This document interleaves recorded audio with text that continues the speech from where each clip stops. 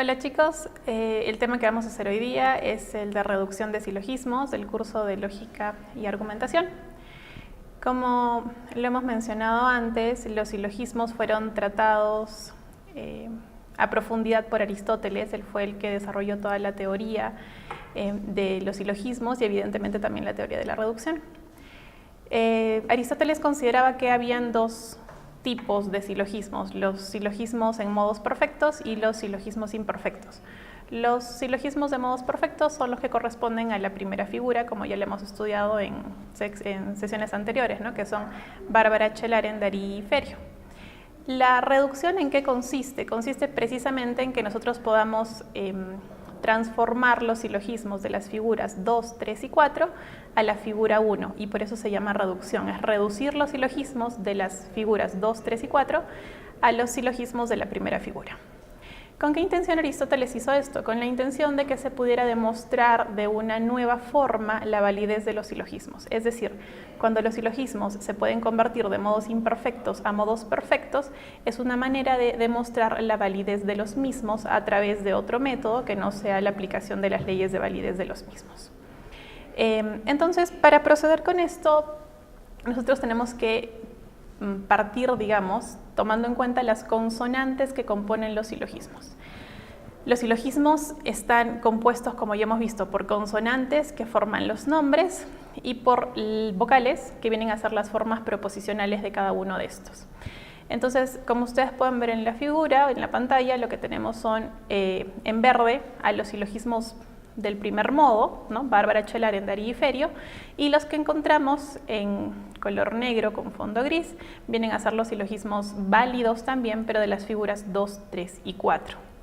Entonces, lo primero que tenemos que hacer es reconocer que la primera consonante con la que empieza el silogismo será la consonante a la cual se reducirá el silogismo. Es decir, todos los silogismos que empiecen con la letra B labial se van a reducir al modo Bárbara, que es el primer modo válido de la figura 1. Todos los que empiecen con la letra C se reducirán a Chelaren. Todos los que empiecen con la letra D se reducirán a Darí, y todos los que empiecen con la letra F se reducirán a Ferio, que vienen a ser los 4 modos válidos de la figura 1. Entonces eso es lo primero que tenemos que saber. Después tenemos una serie de consonantes claves. En general tenemos 5 consonantes claves que son las que nos van a indicar cómo se va a proceder para hacer la reducción.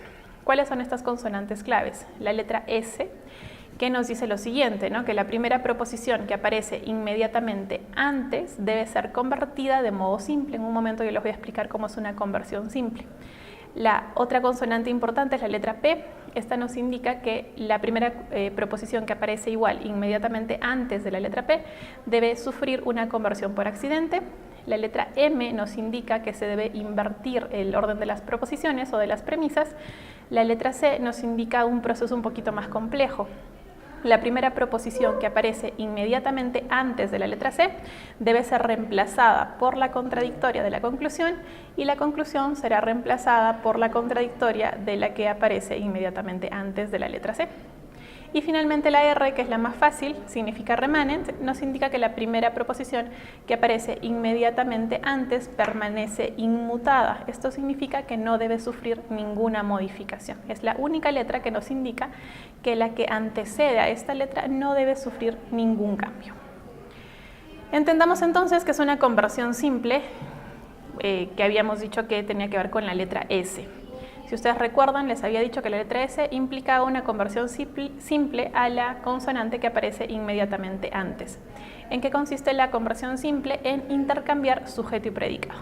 Es decir, si yo tengo una oración que tiene un sujeto, al convertirla de forma simple, el sujeto tendrá que ocupar la posición del predicado y viceversa, el predicado tendrá que ocupar la posición del sujeto.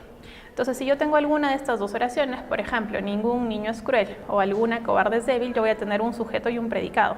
En la primera proposición, la palabra niño está en la posición de sujeto y la palabra cruel está en la posición de predicado. Si sometemos esta oración a una conversión simple, lo que tendríamos que hacer sería invertir la posición de este sujeto y predicado. Entonces, la palabra niño, que antes estaba como sujeto, ahora tomará la posición del predicado, y la palabra cruel, que estaba como predicado, ahora tomará la posición de sujeto. De la misma manera procedemos con el siguiente ejemplo. Alguna cobarde es débil, invertimos el orden de sujeto y predicado y la proposición que obtenemos es alguna débil es cobarde. Eso vendría a ser una conversión simple. ¿A quién se aplica? Repito, a la proposición que se encuentra inmediatamente antes de la letra S. Luego tenemos la conversión por accidente, que se simboliza con la letra P. ¿Y en qué consiste la conversión por accidente? Es una conversión simple a la que además se le cambia la cantidad de la proposición. Es decir, invierto sujeto y predicado al igual que en la conversión simple y además varío la cantidad de la proposición. Es decir, si mi oración era particular, en una conversión por accidente debo pasarla a universal y si la oración es universal, en una conversión por accidente deberá convertirse en particular. Entonces aquí también tenemos dos ejemplos, todo cruel es inmaduro y algún carro es moderno. Entonces lo primero que hacemos es hacer una conversión simple, invertimos sujeto y predicado, cambiamos la posición de ambos y lo que tenemos que hacer adicional a la conversión simple para que sea una conversión por accidente es modificar la cantidad. Nuestra primera oración, todo cruel es inmaduro, el cuantificador todo nos indica una cantidad universal, al momento de hacer la conversión tendrá que convertirse en una particular con el cuantificador algún. Y de la misma manera en la segunda oración tenemos el cuantificador algún, que es una particular, tendremos que convertirlo a un cuantificador universal, en este caso todo. Entonces cuando hacemos el cambio nos queda algún inmaduro es cruel y todo moderno es carro. Estas vendrían a ser las conversiones por accidente de las oraciones originales que tenemos en los ejemplos. Variamos precisamente la cantidad, ¿no?, de universal a particular y de particular a universal en el segundo caso. ¿Qué es la letra M? La letra M, como les indiqué hace un momento en la teoría, es mutatio, es decir, es cambiar el orden de las premisas. Yo tengo un silogismo común y corriente, todo oro es mineral, ningún mineral es viviente, y como conclusión tengo ningún viviente es oro. Si nosotros nos fijamos, en este silogismo yo tengo un orden específico para las premisas. Si yo le aplico la letra M a este silogismo, yo voy a tener que invertir la posición de las premisas. Todo oro que es mineral, en este caso, se ubica como la primera premisa. Tendrá que aparecer en la al modificar el silogismo, al reducirlo, tendrá que aparecer como segunda premisa. Entonces yo simplemente invierto el orden de las premisas y efectivamente el silogismo que obtengo es ningún mineral es viviente, todo oro es mineral y la conclusión permanece en el lugar donde se encontraba originalmente, no sufre ninguna modificación. Como se dan cuenta, la letra M se aplica a ambas premisas porque son ambas las que tienen que cambiar de posición. Yo tengo que modificar el orden de ambas premisas. Luego tenemos la letra C, que vendría a ser una de las que en teoría suena más complejas, es la famosa reducción al absurdo, pero que en realidad no es compleja. Si nosotros recordamos la teoría, la letra C nos indicaba lo siguiente: la premisa que aparece inmediatamente antes a la letra C debe reemplazarse por la contradictoria de la conclusión y la conclusión deberá reemplazarse por la contradictoria de la que antecede a la letra C. En el ejemplo yo les he traído un silogismo de modo válido, baroco es el nombre de este. Entonces lo que yo estoy haciendo es ubicar el nombre de forma vertical de tal manera que las vocales, ¿no?, coincidan con las oraciones.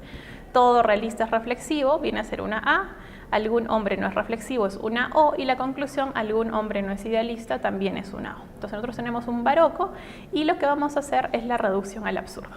¿En qué consiste la reducción al absurdo? En primer lugar, encontrar las contradictorias de la conclusión y de la premisa que antecede a la letra C. Si ustedes se fijan, la premisa que antecede a la letra C es algún hombre no es reflexivo. Entonces tenemos que encontrar la contradictoria de esa premisa, que sería todo hombre es reflexivo. Y en segundo lugar tenemos que encontrar la contradictoria de la conclusión. Algún hombre no es idealista, la contradictoria todo hombre es idealista. Cuando yo tengo las contradictorias las voy a ubicar en posición invertida. Es decir, la contradictoria de la conclusión ocupará el lugar de la premisa y la contradictoria de la premisa ocupará la posición de la conclusión. Cuando nosotros hacemos este proceso, hemos hecho la reducción al absurdo. Entonces, lo que nos quedaría como resultado es un silogismo en el cual tenemos todo idealista es reflexivo, todo hombre es idealista y todo hombre es reflexivo como conclusión. Si nosotros nos fijamos en el ejemplo, el término medio, que es idealista, ya se encuentra en la posición de figura 1, es decir, primero en el sujeto y después en el predicado, y tenemos 3 as, y esto lo ha convertido en una bárbara, es decir, nuestro silogismo original, que era un baroco, se ha convertido a través de la reducción al absurdo en un bárbara con la posición adecuada de los términos medios. Finalmente, ¿qué es el remanent?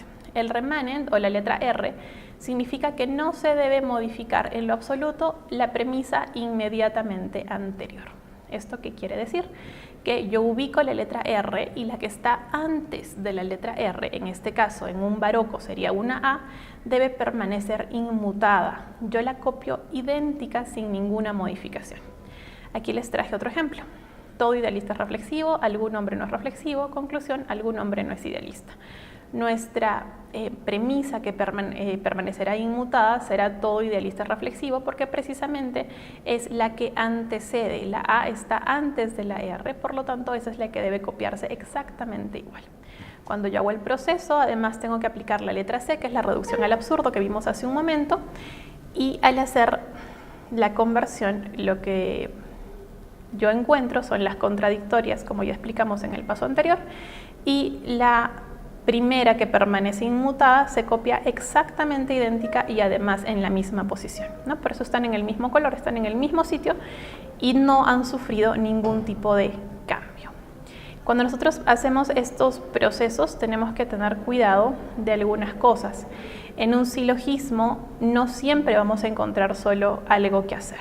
Por ejemplo, en el silogismo que ustedes ven en la diapositiva, que es un cesare, yo solo tengo 2 letras con las cuales tengo que proceder, la S y la R. La R se aplicará a la A, todo antílope es herbívoro, y la S se aplicará a la E, ningún lobo es herbívoro. Yo no voy a encontrar un silogismo donde solo se tenga que hacer un solo procedimiento. En la mayoría de silogismos, para convertirlos a la figura 1, es necesario aplicar usualmente 2 o más de los procesos que les acabo de explicar. Entonces, por ejemplo, en este silogismo, que es un darapti, tenemos 2 letras importantes, ¿no es cierto? La R, que es remanent, que se aplica a la A anterior, y la P, que se aplica a la segunda A, ¿no? Entonces yo tengo que hacer ambos. Si yo quiero reducir, tengo que hacer ambos. Y en el caso de que yo tenga un silogismo en el cual tenga una letra M y otras letras, otras consonantes que impliquen un procedimiento, por ejemplo, en este camestres, yo tengo una M, tengo una S y otra S al final. Eso quiere decir que yo tengo que aplicar las S a las E, que están antes de las S, y además tengo que aplicar la M. Un consejo para que la reducción siempre le salga de forma correcta: cuando yo tengo la letra M, esa es la letra que se procede al final. Yo tengo que hacer primero el procedimiento de cualquier otra consonante, S, R, P, C, cualquiera, y al final aplico la M, porque si no, al modificar el silogismo, la reducción va a tener un error. Entonces ese es un consejo: cuando hagan este procedimiento, lo primero que tienen que hacer es cualquier letra y dejar siempre para el final la letra M. Ese es el último proceso que se realiza para que la reducción salga correcta. Aquí tenemos un bocardo, por ejemplo. Aquí tenemos también 2 letras importantes, la C y la R. Recuerden que la C es la reducción al absurdo y se aplicaba a la premisa anterior, que en este caso es una O, y a la conclusión. Entonces yo le voy a aplicar la C a algún justo no es feliz y a algún virtuoso no es feliz, y bueno, la R se le aplica a la letra A. Y eso sería todo respecto a la teoría de la reducción.